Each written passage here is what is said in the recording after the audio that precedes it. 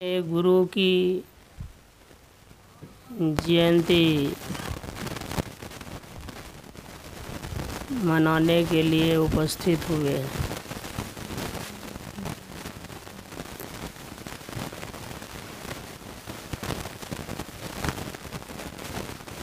संसार में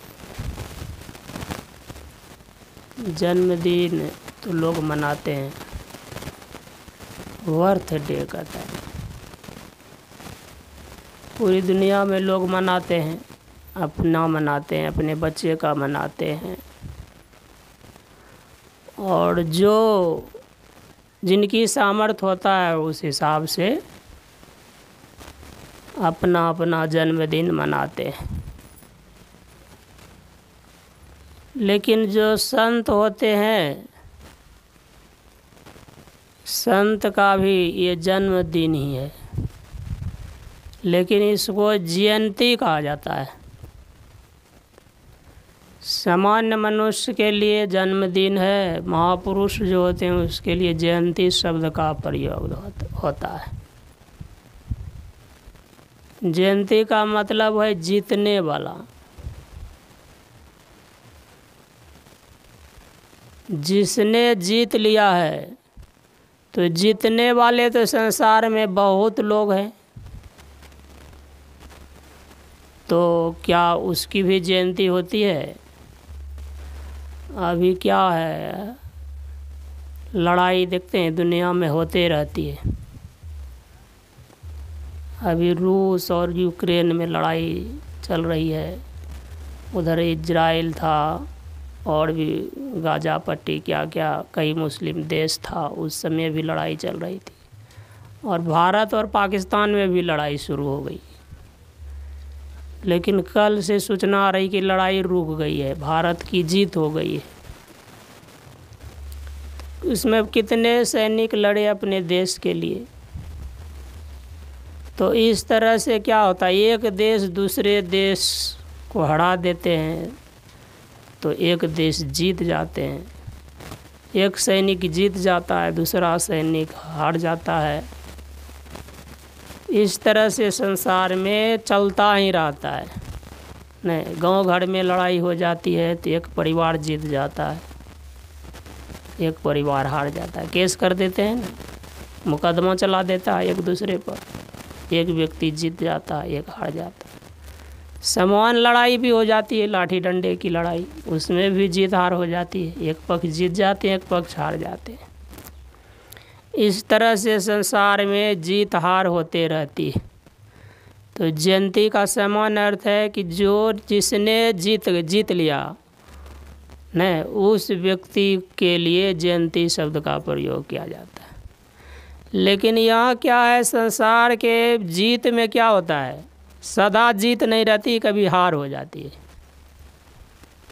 कभी वो जीत जाता है, कभी ये जीत जाता है, चलता ही रहता है। अर्जुन का नाम एक विजय था, वो कभी हारता नहीं था। बचपन से लड़ाई लड़ा, जब लड़ने योग्य बन गया तो, और हारा नहीं, लेकिन अंतिम समय में वो भी हार गया और सामान्य लोग से हार गया। कहते हैं तो क्या हुआ, संसार की जो जीत है वो जीत सदा नहीं रहती, वो कभी न कभी पराजय में बदल जाता है। तो ऐसी जीत हो जिस जीत के बाद कभी हार नहीं हो, वो जीत क्या है? तो कहा संसार को जिसने जीत लिया। संसार को जीत लिया तो क्या संसार को जीता? तो कहा संसार की उत्पत्ति जिसके निमित्त से होती है उसको जीत लिया। तो संसार की उत्पत्ति किससे होती है? तो कहा विकारों से संसार की उत्पत्ति होती है। कहा इन विकारों को जो जीत लेता है, खड विकार जित अनघ अकम, अचल अकिंचन सुचि सुख धामा। जिसने विकार को जीत लिया, 6 विकार कहा, काम क्रोध लोभ मोह मद मात्सर्य, ये विकार सबके अंदर में है। और ये विकार जब तक रहता है मनुष्य को क्या होता है, बार बार हारना पड़ता है, बार बार दुख में आना पड़ता है। इसलिए गुरु महाराज ने कहा, जब रामायण उन्होंने पढ़ी तो क्या आया, देह धरे कर यही फल भाई, भजिए राम सब काम बिहाई। गुरु महाराज को बहुत संपत्ति थी, 100 बीघा कितना जमीन थी उनकी, उनके पिताजी की। तो इनकी जमीन हुई, लेकिन सबको छोड़ करके और महात्मा बने। संसार की आसक्ति को उन्होंने छोड़ा और बहुत सारी यातनाओं को उन्होंने सहा। कहते गुरु महाराज जब बैरागी हुए, स्कूल छोड़ करके निकल गए, तो नदी पार करना था, नाव चल रहा था, पार होने के लिए पैसा नहीं था। कैसे पार होंगे? तो तैर करके नदी को पार हो गए।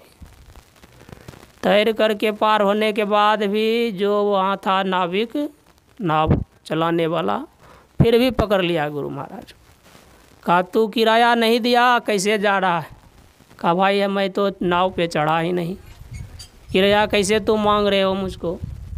कहा तू नाव पे चढ़ो नहीं या नहीं चढ़ो, ये नदी पे जो पार करता है इस नदी को उसको किराया देना ही पड़ता है।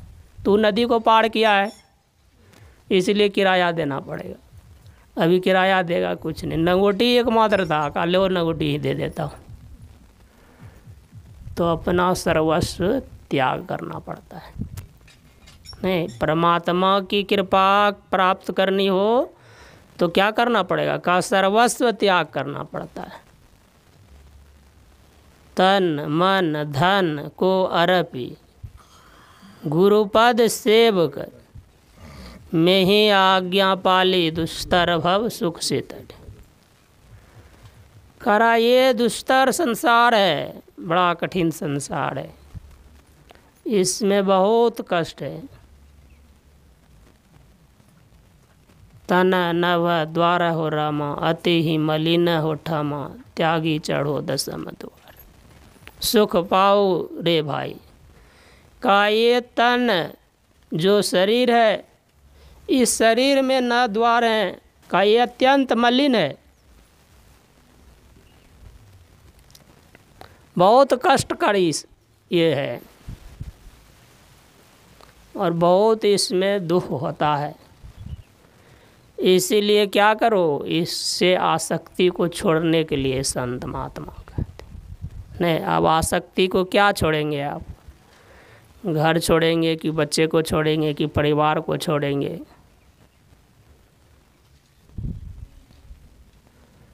योग वासिष्ठ में एक कथा आती है। एक राजा की शादी हुई, उसकी पत्नी आई तो उसकी पत्नी बड़ा योगिन थी, जैसे गोपीचंद की माँ थी उस तरह से ही वो भी बड़ी योगिन थी। चूड़ाला नाम था उसका। चूड़ाला देखती है कि हमारे पति संसार में लगे हुए हैं, इसको संसार से उपराम कैसे करना चाहिए, क्या युक्ति लगानी चाहिए। पहले तो बहुत यत्न किए कि गुरु के शरण में जाइए, उनसे युक्ति लीजिए और इस संसार मोह माया से अपने को उपराम कीजिए, लेकिन ये सब बात उसको समझ में नहीं आ रही थी। बहुत समझाते समझाते किसी तरह से उसको बैरागी बना दिए। तो क्या हुआ, घर राजपाट छोड़ करके जंगल में चले गए। जंगल में तो गए, लेकिन जंगल में क्या हुआ, गुरु बिनु भव निधि तरई न कोई। नहीं कहा, बिना गुरु का संसार सागर से पार नहीं हो सकते। कहा विरंची जो विरंची शंकर सम होई, ऐसा कहा। तो यदि गुरु से ज्ञान नहीं लिए हैं तो कुछ भी बन जाइए, ब्रह्मा विष्णु महेश के समान हो जाइए, तो भी क्या होगा, काम बनने वाला नहीं है। तो गुरु के शरण में जाना पड़ता है। अब गुरु तो बनाए नहीं, करेंगे क्या, जंगल में चले गए, कुछ समझ में नहीं आ रहा है क्या करें। तब उसकी पत्नी क्या करती है, 2 रूप बनाती। एक तो यहाँ घर पर है और एक शरीर से जंगल में गई, महात्मा का रूप बनाई और गए उसके पास और उसको समझाया कि भाई तू घर द्वार छोड़ करके आया है, किस लिए आया है। कहा मैं तो यहाँ आया हूँ परमात्मा की पाने की इच्छा से, पत्नी ने मुझे बहुत समझाया है, मुझे भी समझ में, लेकिन उसको कैसे प्राप्त करना ये समझ में नहीं आ रहा है।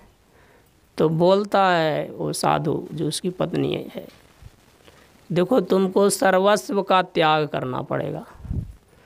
का सर्वस्व का क्या त्याग करेंगे, अब तो राजपाट छोड़ ही दिया हूँ, अब तो मेरे पास पहनने के सिवा और कुछ नहीं है, खाने के लिए तो जंगल में जो कंदमूल है वही खाता हूँ, अब क्या त्याग करूँ, और इस कुटिया में रहता हूँ। कहा ये सर्वस्व त्याग अभी नहीं किया है। तो कहा फिर अब क्या करें, तो कुटी थी तो कुटी में आग लगा दी, कुटी भी जल गई। फिर कहा फिर भी सर्वस्व त्याग नहीं हुआ। कहा अब क्या शेष रह गया भाई। कहा वस्त्र है, चलो वस्त्र ही छोड़ देता हूँ। वस्त्र भी छोड़ दिया। कहा फिर भी सर्वस्व त्याग नहीं हुआ। कहा अब क्या करें। कहा अब तो शरीर मात्र है, कहा इसी को नष्ट कर देता हूँ, तब तो सर्वस्व का त्याग होगा। तो कहा कि फिर भी सर्वस्व का, मरने के लिए खाई में कूदने लगा। तब कहा रुको, अभी भी सर्वस्व त्याग नहीं हो पाएगा। तो बाहरी त्याग कितना भी करेंगे तो सर्वस्व का त्याग नहीं होगा। मन से त्याग करना पड़ेगा। मन से त्याग कैसे करेंगे, आसक्ति को छोड़ना पड़ेगा।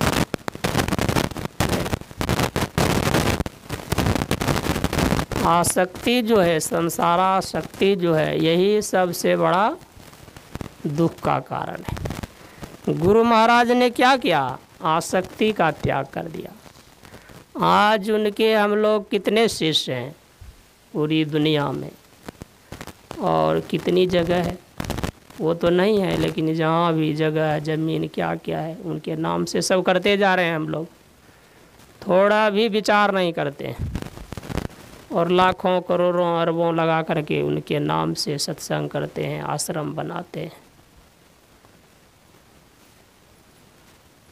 क्यों करते, क्योंकि उसने संसार को छोड़ दिया। तो जो सब छोड़ दिया है उसके पीछे सब जाते हैं। जैसा रहेंगे वैसा ही मन बुद्धि होने लगता है। इसलिए सबसे बड़ी समस्या क्या है, आसक्ति है। इसलिए गुरु जो होते हैं क्या होते हैं, नहीं, वो त्रिगुण से परे होते हैं, अज्ञान से ऊपर होते हैं, ज्ञान में स्थित होते हैं।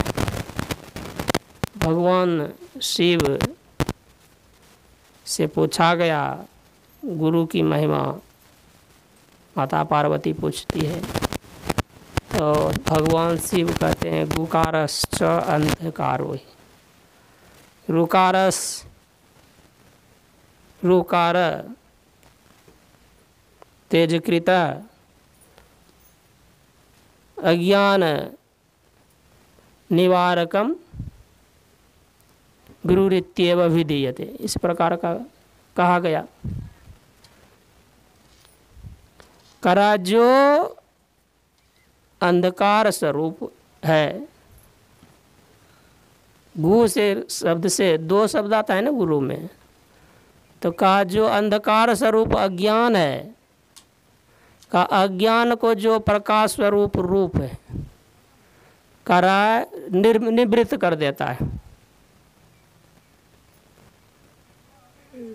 अज्ञान निवारण करने वाले जो होते हैं वो गुरु होते हैं, अर्थात अंधकार से प्रकाश में जो ले जाते हैं वो गुरु होते हैं। गुकारश्च गुणातीतो रूकारस रूपातीत कहा गुण रूप विहीनत्वात् गुरुरित्येव विधीयते।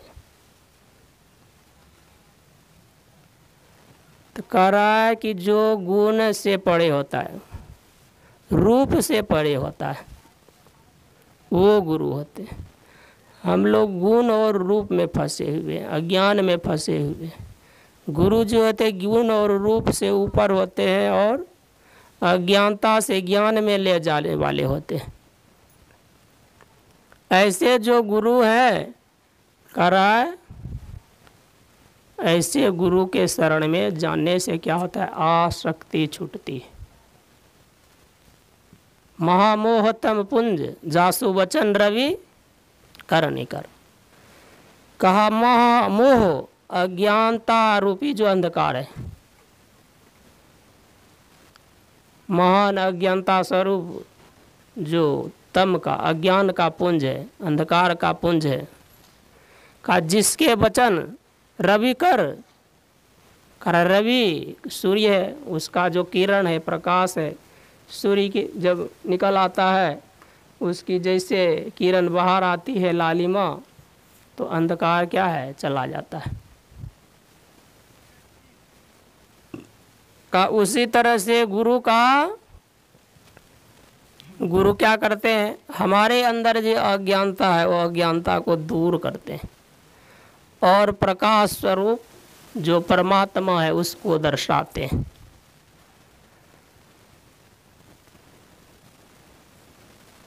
चुड़ाला अपने पति को समझाती है और तब बोला कि कैसे होगा सर्वस्व का त्याग, तो कहा गुरु को धारण करो। तो फिर सोचने लगा अब गुरु किसको बनाए। अभी तो वो फिर तीसरे रूप में तीसरा महात्मा बन करके फिर आए और फिर उसका गुरु बने, फिर सदयुक्ति बताई, फिर साधना की। साधना करने के बाद, क्योंकि क्या होता है जब हम भजन में बैठते हैं तो क्या होता है, गुरुदेव ने कहा 3 साधनाएं हमको बताई गई है, मानस जप, मानस ध्यान, दृष्टि साधन।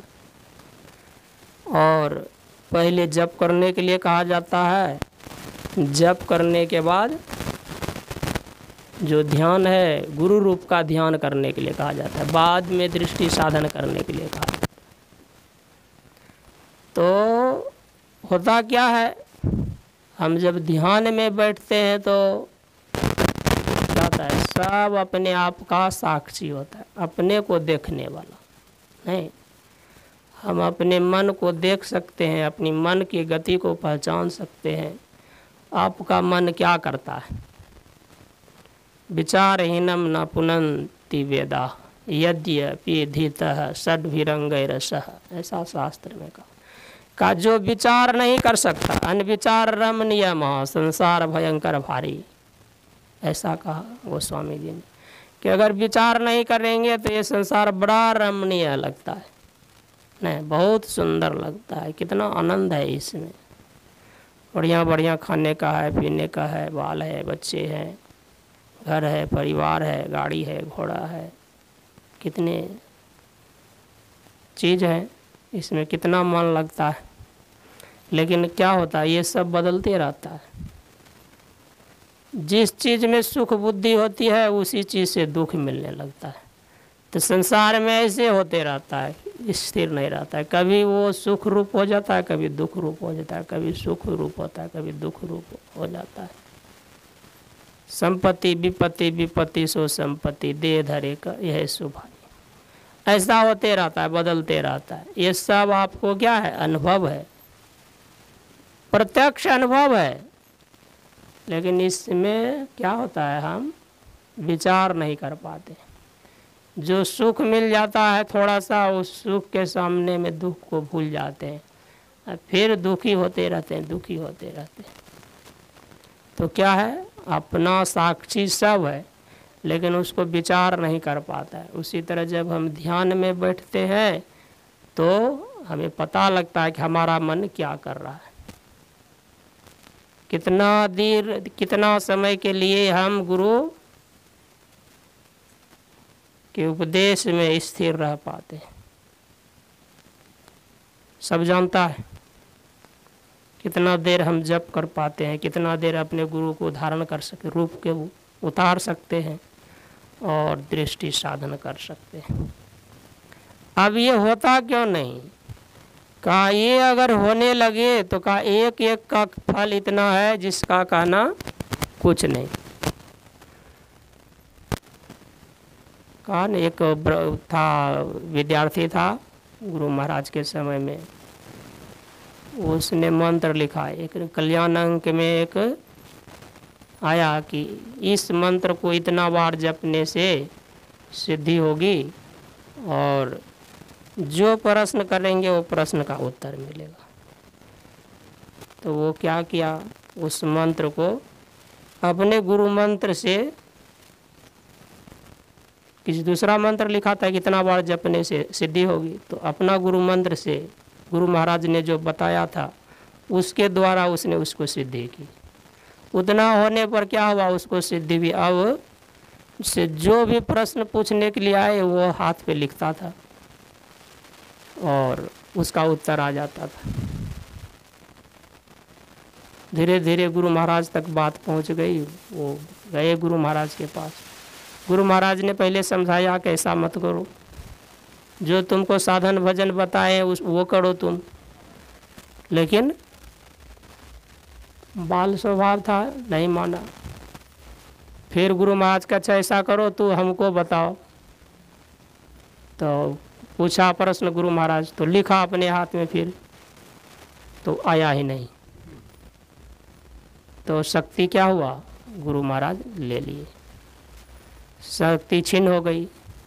तो क्या होता है, केवल जप करने से सिद्धि आ जाती है, लेकिन हम लोग जप करते हैं कि नहीं, अपना साक्षी आप है, कर पाते हैं कि नहीं? तो क्या है, हमारा मल जो है बहुत जन्म जन्मांतर से है। तो हमें क्या करना पड़ेगा, तत्परतापूर्वक करना पड़ेगा। रूप ध्यान हो जाए तो और है, और अगर बिंदु ध्यान होने लगे तो क्या होगा, संसार के चक्र से ऊपर उठने का सामर्थ्य आ जाता है। यथा सुयंजन आंजिदृग साधक सिद्ध सुजान, न कौतुक देख शैल वन भूतल भूरि निधान, ऐसा कहा। ऐसी महत्ता है जब दृष्टि गुरुपद रज मृदु मंजुल अंजन नयन अमीय दृग दोष विभंजन तेहि कर विमल विवेक विलोचन वर्णो राम चरित भव मोचन, ऐसा कहा। गुरुपद रज का ऐसी महत्ता दिया है। नहीं, पहले कहा गोस्वामी जी भगवान राम के भक्त हैं और अनन्य भक्त है। गोस्वामी जी के लिए कहा जाता है, जब वो रामायण करते थे तो बहुत लोग उनके पास कथा सुनने के लिए आते थे। और क्या होता था, तो चढ़ावा भी चढ़ता था। चढ़ावा चढ़ता था तो बहुत धन इकट्ठा हो गया। तो एक दिन चोर आ गया। चोर जब आ गया तो क्या हुआ, अब चोर जब जाए तो देखे कि दो कुमार है जो कि धनुष बाण लिए हुए है, पहरा दे रहा है कुटिया की।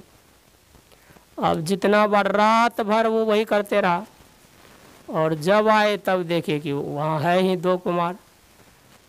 सवेरे आया, वो गोस्वामी जी के चरणों में गिर गया, महाराज हमसे बड़ी भूल हो गई।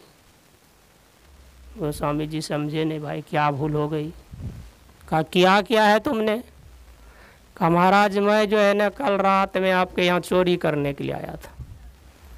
तो कहा चोरी करने आया तो क्या हो गया, चोरी की तुमने? कहा नहीं नहीं महाराज, चोरी मैंने नहीं किया, नहीं की। कहा जब चोरी की ही नहीं तो फिर गलती क्या हुई, तो चोरी की क्यों नहीं तुमने? कहा क्या बताएं, जब जब महाराज जी मैं चोरी करने के लिए आता था तब तब यहाँ पर 2 कुमार धनुष बाण लिए हुए हमको दिखता था, इसीलिए मैं तो अंदर ही नहीं आ सका, चोरी कैसे कर सकता हूँ। तब गोस्वामी जी को सब बात समझ में आ गई। स्वयं भगवान राम और लक्ष्मण जी रक्षा कर रहे थे कुटिया की, तो भगवान के कितने बड़े भक्त हैं अनुमान लगाइए, लेकिन वो गुरु की वंदना कर रहे हैं। रामचरितमानस जब शुरू हो रहा है तो गुरु की वंदना कर रहे हैं। वंदो गुरुपद पदुम परागा, सुरुचि सुवास सरस अनुराग। नहीं कहा गुरु महाराज के चरण कमल को प्रणाम मैं करता हूँ, जो कि सुरुचि है और सुगंधित है सुवास का। और कैसा है? कहा अमी अमूरी मैया, नहीं कहा अमृत से सना हुआ। जैसे चूर्ण बनाते हैं ना, औषधि को चूर्ण कर देते हैं तो उसमें मिलाया जाता है कुछ न कुछ। तो कहा ये जो है गुरु महाराज का चरण रज कैसा है? कहा अमीय मूरी मय, न अमृतमय, अमृत से मिला हुआ चूर्ण चारों का सुंदर ये चूर्ण है। गुरु महाराज का चरण रज कैसा है? का अमृत मिश्रित सुंदर चूर्ण है। का है तो क्या हो गया? का समन सकल भव रुज परिवार। का इसका जो समन करेगा क्या होगा?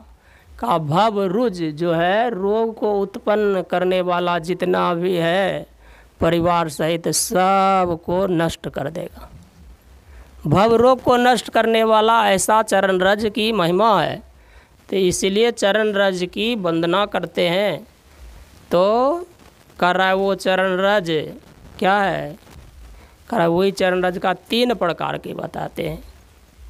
एक तो मिट्टी रूप है, एक आभार रूप है और एक प्रकाश रूप है। तो अब चरण रज देखते हैं, हम लोग जाते हैं कुप्पा घाट में तो क्या होता है, वहाँ की मिट्टी को अपने सिर पे लेते हैं। कोई वृंदावन में जाते हैं तो वहाँ की मिट्टी को अपने सिर में लगाते हैं। वृंदावन में गोकुल है, गोकुल में एक आश्रम बना है शरणानंद जी महाराज का। उसकी भूमिका वहाँ भगवान बहुत क्रीड़ा किए। तो वो उसमें लोग घूमते हैं, वहाँ की मिट्टी को सिर पे लगाते हैं।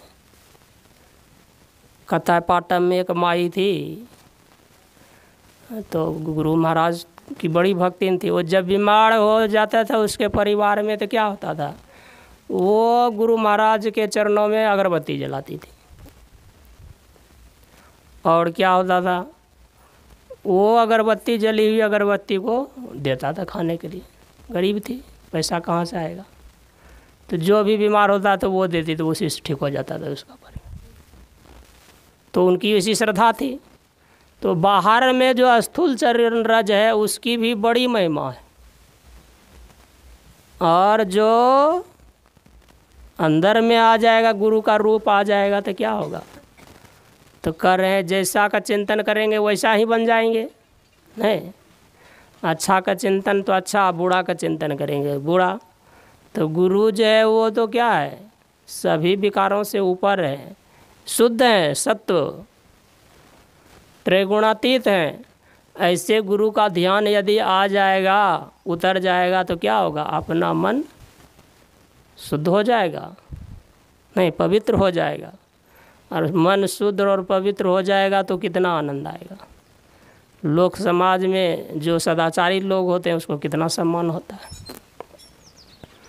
और बिंदु रूप जब आ जाएगा तो का उसकी तो कोई महिमा ही नहीं है। बीजाक्षरम परम बिंदु नादं तस्योपरि स्थितम सशब्दम चाक्षरे छीने निशब्दम परमम पदम। ऐसा कहा बीज है, सृष्टि का बीज है। नहीं, जैसे अंकुर बो देते हैं, अंकुर बोने से क्या होता है, बीज बोने से अंकुर निकलता है, अंकुर से वृक्ष हो जाता है। तो बीज, उसी तरह सृष्टि का बीज क्या है, बिंदु है। उस सृष्टि से ही सारी, उसी बिंदु से ही, बीज रूप जो बिंदु है, उस बिंदु से ही सारी सृष्टि बनी हुई है। तो सारी सृष्टि पर आपको अधिकार हो जाएगा। नहीं, अभी अधिकार करने के लिए कितनी कितनी बात होती है, ये क्या क्या कर देते हैं अधिकार करने के लिए। कथा इतिहास में जानते हैं, अपना अधिकार जमाने के लिए लोग क्या क्या कर जाता है और क्या क्या किया है। तो बिंदु पर यदि आपका अधिकार हो जाएगा तो क्या होगा, सारी सृष्टि आपके बस में हो जाएगी। नहीं, जो करना चाहेंगे वो कर सकते हैं। तो ऐसा सामर्थ्य बिंदु में है।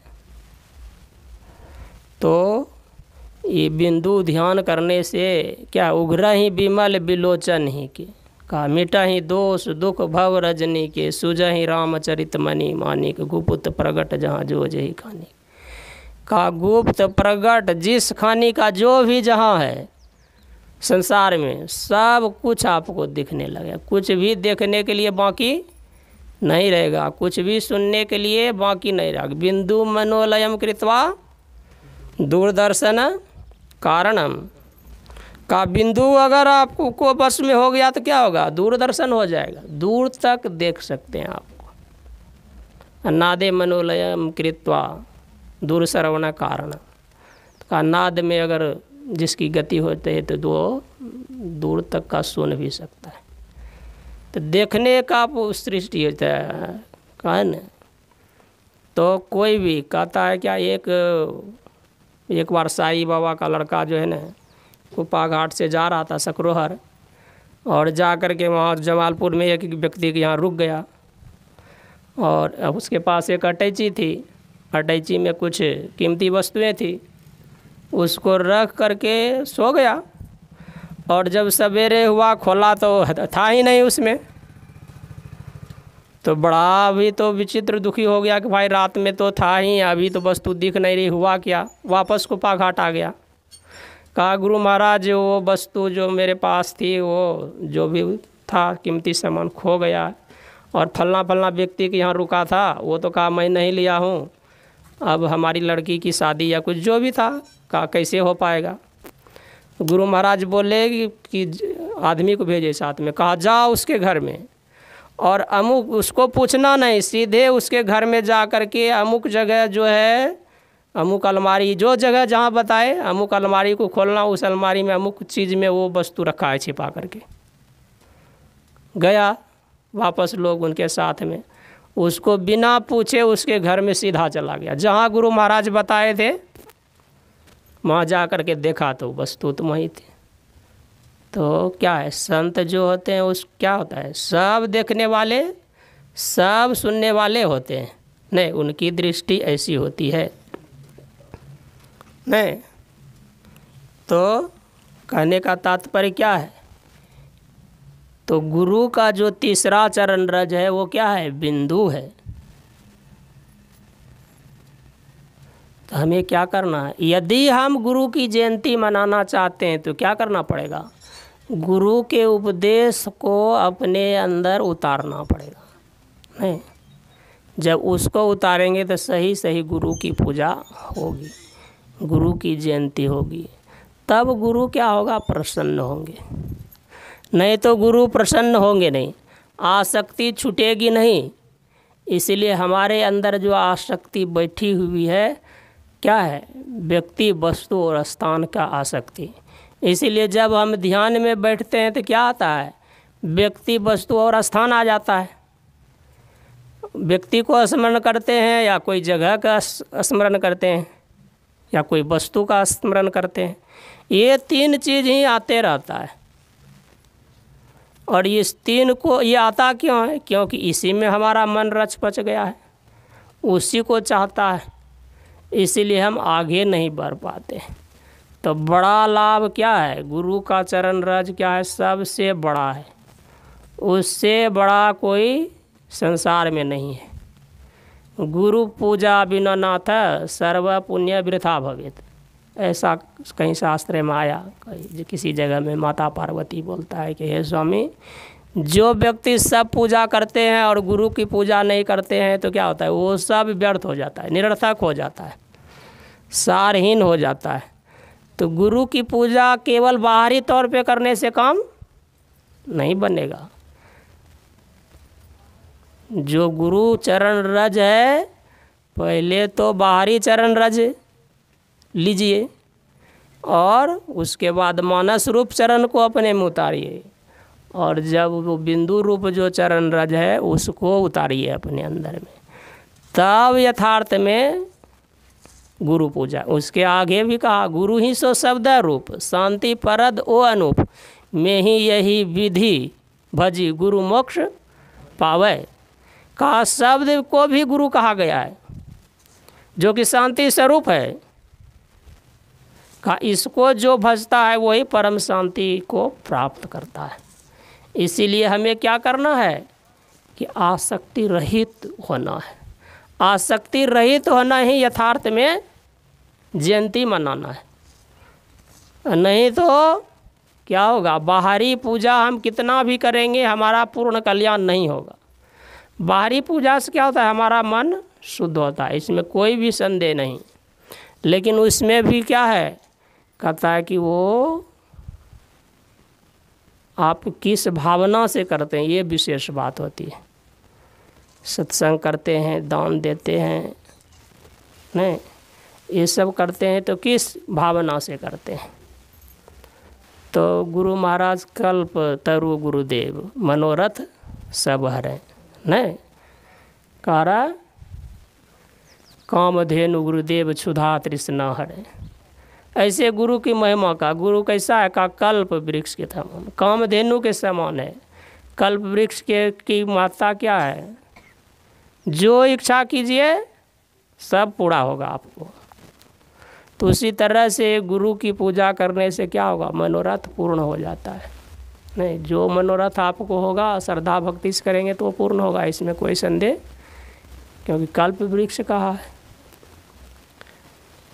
तो क्या होता है, संसार की वस्तु आपको मिलेगी तो कितना देर रहेगा। गुरु महाराज बार बार बोलते हैं अपने प्रवचन में कि पांडव लोग क्या था, भगवान कृष्ण के सानिध्य में थे, बड़े भक्त थे उनके, और भगवान के सानिध्य में होने पर भी क्या हुआ, उसको बहुत लाभ भी हुआ और बहुत हानि भी हुई।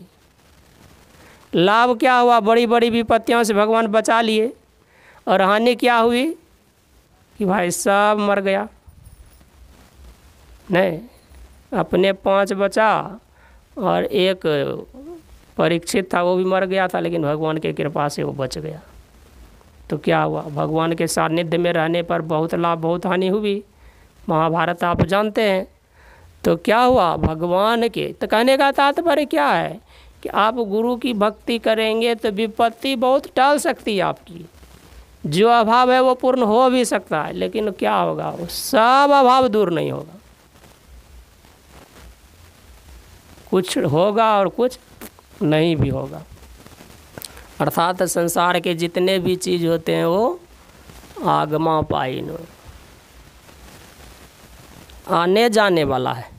इसलिए भगवान का तान तितिक्षस्व भारत के आगमा पाइनो नित्या का, ये संसार में जितना कुछ है मिलने वाला है वो सब बिछुड़ने वाला है, अनित्य है।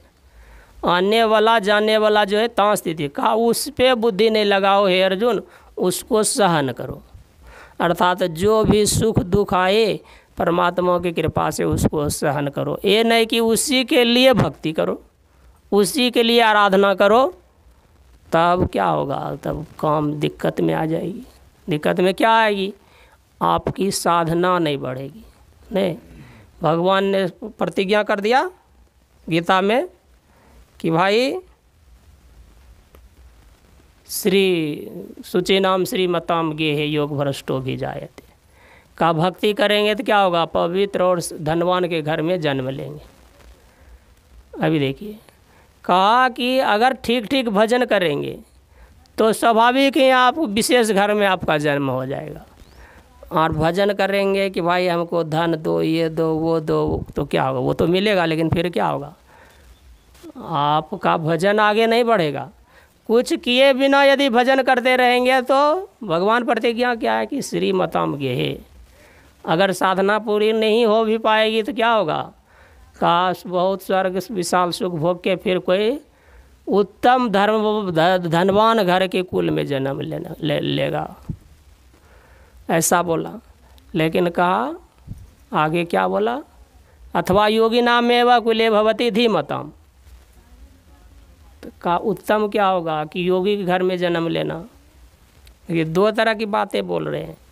अब आपके साधक पे निर्भर है, जो आप चुन सकते हैं। का उत्तम है योगी, यहाँ योगी का अर्थ वहाँ पर क्या है, निर्धन। गीता भाष्य में देखा जाए उसमें अर्थ करता है योगी का अर्थ क्या है, का निर्धन व्यक्ति का अर्थ क्या है, निर्धन के यहाँ जन्म लेना। जो भक्त निर्धन है उसके घर में जन्म लेना का योगी के घर में जन्म लेना है। अब कोई निर्धन के यहाँ जन्म लेना चाहेगा? यहाँ तो हम भक्ति ही करते हैं इसलिए कि भाई हमको ढेर माल पानी मिले, नहीं घर द्वार परिवार सब बढ़ता ही जाए, बढ़ता जाए, किसी प्रकार का रोग नहीं हो हमारे बच्चे को। थोड़ा कुछ हो गया तुरंत गुरु महाराज इसको ठीक कीजिए, तो क्या होगा, वो सब तो हो जाएगा। लेकिन गुरु यहाँ कर रहा है, भगवान कर रहा है कि भाई तुमको तो श्रीमान का कुल में भी जन्म होगा यदि कोई कामना नहीं होगी तो, और अथवा योगी के घर में जन्म लेगा। अब तुम चुनो किसको होगे जाओगे, धनवान के घर में जाना चाहते हो कि योगी के घर में जाने रहे। अब ये बात क्यों कही, क्योंकि समस्या क्या है, जब वस्तु बहुत रहती है ना तो मनुष्य की बुद्धि भक्ति में नहीं लगती है, संसार में लगती है। और वस्तु कम होगी, परिवार के लोग साधन भजन करने वाले हैं तो क्या होगा, अब दूसरा तो ज़्यादा सोच नहीं सकता है, तो भजन ध्यान में ही लगेगा। तो भजन ध्यान में ही लग जाती है बुद्धि बच्चे से, तो उससे क्या होगा, शीघ्र मुक्ति हो जाएगी, शीघ्र ही परमात्मा के स्वरूप की प्राप्ति हो जाएगी। इसीलिए कहा योगी नाम एवं, तो हमें क्या करना है, भक्ति करना है। जैसे कहा ना गुरु महाराज का, मात होते बड़ी छोह करे नित, पित होते अधिक भलाई हो, कुल मालिक होते बड़ी कृपा धारे, आगे क्या बोला, गुरु समना ही सहाय हो न करा। मात होते बड़ी छोह करे, माता अपने संतान को कितना स्नेह करती है। नहीं, बच्चे को कब क्या चाहिए, बच्चा को ज्ञान है, कब हमको खाना है, कब पहनना है, कब सोना है, कब क्या करना है, माता करती है। बिना कहे माता सब कुछ करती है। इतनी हृदय में दया रहती है माता को जिसकी कल्पना नहीं कर सकते। तो कोई भी माता अपने संतान को, संतान हाँ क्या आता है, अहित नहीं चाहता है, हित ही चाहता है अपने संतान का। और उससे भी विशेष हित करने वाला, माता होते बड़ी स्नेह करने वाला कौन है, का परमात्मा। माता पिता से भी विशेष स्नेह करने वाला परमात्मा है, ईश्वर है, जिसने हमें इस संसार में जन्म दिया है। आपको कब क्या चाहिए वो स्वाभाविक आपको देता है, लेकिन उस पर विश्वास नहीं हमको, इसीलिए परमात्मा को क्या करते हैं हम, अपशब्द कहते हैं। परमात्मा ने हमको इतना दुख दे दिया, उसको अमीर बना दिया, हमको गरीब बना दिया, उसको सुखी बना दिया, हमको दुखी बना दिया, उसको निरोग बना दिया, हमको रोगी बना दिया। इस तरह से काल ही कर्म ही ईश्वर ही मिथ्या दोष लगाए, ये आरोप लगाते रहते हैं। लेकिन गुरु महाराज क्या कहते हैं, आप ये क्या अपने पे घटाना है। माता जिस तरह से अपने बच्चे को अहित नहीं कर सकती है, का उससे विशेष स्नेह करने वाले परमात्मा है।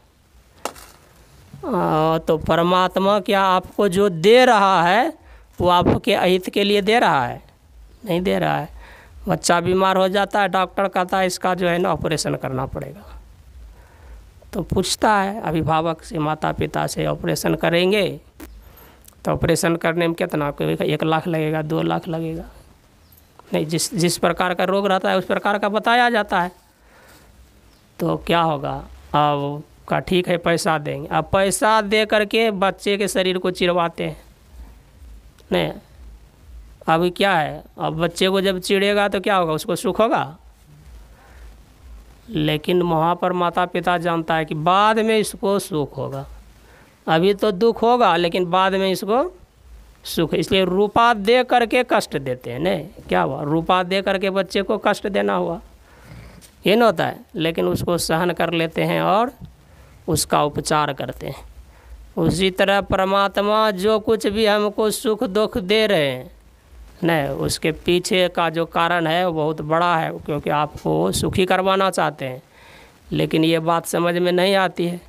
और उससे भी विशेष गुरु हैं, नहीं तो कितना बड़े उपकारी हैं। हरदम रहे प्रभु संग, कबहु भव दुख न टरे, भव दुख गुरु दे टारे। भव के दुख को गुरु टालने वाले हैं। इसीलिए गुरु से बड़ा कुछ नहीं। इसीलिए गोस्वामी जी क्या करते हैं, गुरु की वंदना करते हैं। नहीं, इसीलिए चुड़ाला क्या किया, अपने पति को समझा के ऐसी योग शक्ति थी, वो गुरु भी बन गया उसको। फिर जब उसको ज्ञान हो गया, अपने स्वरूप का बोध हो गया, तब देखता है, कहा पहचाना हमको, तो कहा पहचाने तो नहीं, कहा पर दिखाओ अपनी दृष्टि से मैं कौन हूँ। देखा तो क्या देखती है, पत्नी ही है। फिर गया राज्य में, आ गया वापस, फिर राज्य कार्य करने लगा। अभी क्या हुआ, निर्लेप हो गया। नहीं, जल कमलवत हो गया। कमल में जल, जल में कमल रहते हुए भी जल से स्पर्श नहीं होता। उसी तरह से संसार में रहते हुए संसार से आसक्ति नहीं रखना। तब क्या होगा, आपकी भी जयंती मनाई जाएगी। नहीं, कहते हैं गुरु महाराज एक बार एक भक्त के जा रहे थे, जब अपने गुरु की खोज में थे, तब क्या हुआ, एक जगह पहुंच गए। जगह का नाम तो याद नहीं, का मुंसिफ साहब नाम का कोई भक्त था, पति पत्नी, बहुत धनवान था और साधु महात्मा की बड़ी सेवा करते थे। और उनके कोई संतान भी नहीं थे। होते होते क्या हुआ, वो निर्धन हो गया बेचारा। और फिर भी जितने गांव में आते थे साधु महात्मा, तो उसी के पास भेजते थे। एक बार 50 साधु आ गया। आकाश जितना उस पहले तो गरीब हो गए थे, पत्नी के जितनी संपत्ति थी, आभूषण होते हैं ना, सबको बेच बेच के सबको साधु की सेवा में लगा दिए, तो कंगन बच गया था मात्र। अब 50 साधु आया तो लोगों ने कहा कि जाओ भाई वही मुंशी जी के यहाँ, बड़ा भक्त है, खूब सेवा करेगा तुम्हारा। सब साधु पहुँच गए। पहले साधु की टोली चलती थी। साधु पहुँच गए, उसके अब क्या करेगा, अभी तो घर में खाने की भी नहीं है सामान, उतने लोग का खाने का सामान कहाँ होगा। पहले तो संपत्ति थी तो उससे सेवा किए, अब बाद में पेंशन मिलता था, उससे अब जितना पेंशन मिलता था उससे ज़्यादा खर्च ही हो रहा था। तो देखा कि अभी क्या करें, साधु आए, सेवा होनी चाहिए। तो पत्नी से बोला कि साधु आए हैं तो अपना कंगन दे दो, इसको जो है ना बंधक रख के इसको सेवा करेंगे महात्मा की, बाद में होगा तो इसको छुड़ाएंगे। तो पत्नी दे दी। अभी क्या हुआ, अभी साधु बंद हुआ ना, तब तो पैसा बचे। साधु तो आ ही रहा है, अब पैसा बचे नहीं। अब कभी कभी आपस में चर्चा करे, लड़ाई झगड़ा करे। समझिए, लड़ाई झगड़ा गाली गलौज के सामान्य मनुष्य की तरह नहीं, स्नेह प्रद झंझट होता था। कभी कभी पत्नी बोलती थी कि आपने कहा था ला के देंगे आभूषण, कंगन लाए नहीं। तो एक नहाने के लिए जा रहे थे सवेरे सवेरे, तभी बोल दिए था। अभी वही चिंतन चल रहा था, अभी क्या करें भाई, साधु की सेवा भी होनी चाहिए, अब पैसा तो बचता नहीं, कंगन आएगा वापस कैसे। तो पत्नी घर आंगन लिप रही थी, वो तो गया नदी में नहाने के लिए, यही सोचते जा रहा था। थोड़ा देर में आया कंगन लेकर के उसका पति, उसको पहना दिया कंगन, और तो चले गए। फिर बाद में फिर आए तो देखते हैं कि भाई पत्नी के हाथ में कंगन है। सोचा कि भाई इसके हाथ में कंगन कैसे आ गया, अभी तो हमने दिया नहीं। पूछता है कि कंगन तुमको कैसे मिल गया। कहा कैसे मिला, अभी तो आपने पहनाया है, मेरा हाथ तो अभी देखिए गंदा ही है। मैं कहा कि ले लो, तो मैंने कहा पहना दो मेरे को, क्योंकि अभी नहीं पहन सकता, गंदा हाथ है। तो आप ही पहना के गए हैं और आप ही बोल रहे हैं कैसे कंगन आ गया। तो अब क्या बोलेगा। तो गया उसके पास, दुकानदार के पास, मनिया के पास, कहा भाई हमारा कंगन दो। कहा मुंसिफ जी आपका दिमाग उमाग नहीं ख़राब हुआ है क्या। कहा क्यों भाई, कंगन मांगने आया हूँ, इसमें दिमाग ख़राब होने की क्या बात है। कहा अभी थोड़ा देर पहले आप कंगन तो ले गए, देखो आपका हस्ताक्षर है पैसा दे करके, अब दोबारा कंगन कहाँ से दूंगा मैं तुमको। तो क्या समझ गया कि भगवान स्वयं आकर के कंगन दे गए। तो क्या होता है, परमात्मा सबकी रक्षा करने वाला है नहीं। तो अनन्याश्चिन्तयन्तो माम ये जनाः पर्युपासते तेषां नित्याभियुक्तानां योगक्षेमं वहाम्यहम्। ऐसे भगवान प्रतिज्ञा करते हैं कि अनन्य भाव से जो मेरी भक्ति करता है, पूजा करता है, तो क्या करता है, करता हूँ मैं। का योगक्षेमम, करा योग करता हूँ नहीं, और क्षेम करता हूँ। जो नहीं है वो प्राप्त कराता हूँ, और जो है उसका क्षेम करता हूँ, रक्षा करता हूँ। जो अभाव है वो अभाव को पूर्ण कर देता हूँ, और जो वस्तु है उसकी रक्षा करता हूँ। गोस्वामी जी के पास जैसे आ गए, तो ये क्या है, परमात्मा क्या है। गुरु महाराज ने कहा कि भाई माता और पिता से भी विशेष अन्य करने वाले गुरु हैं, लेकिन उस पर हमको विश्वास रखना चाहिए। उनके ऊपर हम अगर विश्वास रखेंगे तो अपने आप सब होगा नहीं, लेकिन विश्वास नहीं रखेंगे तो क्या होगा, नहीं होगा। गुरु वेदांत वाक्येषु विश्वास है। कहा गुरु ने जैसा कहा शास्त्र में वही बात हो, मिले तो विश्वास होता है। तो श्रद्धा समन्वित बुद्धि से हम लोग क्या करेंगे, गुरु के शरण में रहेंगे। गुरु के शरण में जाना क्या है, गुरु के चरण में जाना तो कह दिया पहले मानस जप रूप जो और मानस ध्यान, ये गुरु चरण का दूसरा रूप कहा नहीं, आभा रूप कहा। पहले तो चरण समान चरण रज क्या है, धूल रूप है, और तीसरा बिंदु रूप चरण रज है। उसको पकड़ना है तो क्या होगा, आप संसार से क्या होंगे, जल कमलवत हो जाएंगे नहीं। खीरा के जैसे उदाहरण देता है, खीरा बाहर से एक रहता है, भीतर से अलग अलग रहता है, उसी तरह से आप हो जाएंगे। तो आपको सब दुख की निवृत्ति होगी और यथार्थ में गुरु की पूजा भी हो जाएगी। तो हमें यही करना चाहिए, हमें अपने मन को देखना चाहिए कि हम किस स्थिति में हैं। अगर इसको ठीक ठीक नियंत्रण करेंगे, समझेंगे, विचार करेंगे तो क्या होगा, बहुत बहुत सुख होगा, बहुत बहुत आनंद होगा। यही यथार्थ में गुरु जयंती होगी। गुरु महाराज ने हम लोगों को यही उपदेश दे के गए हैं, और हम लोग अपने समय को उस ओर लगाएं। संसार का कर्म तो क्या है, कर ही रहे हैं लोग, हंस करके रो करके जिस तरह से हो करते हैं। लेकिन इसमें जिससे सब सुख मिलने वाला है वो सुख क्या है, गुरु की भक्ति है, गुरु की पूजा है। तो वो हमें करना चाहिए, तो अपना परम कल्याण होगा। श्री सद्गुरु महाराज की जय।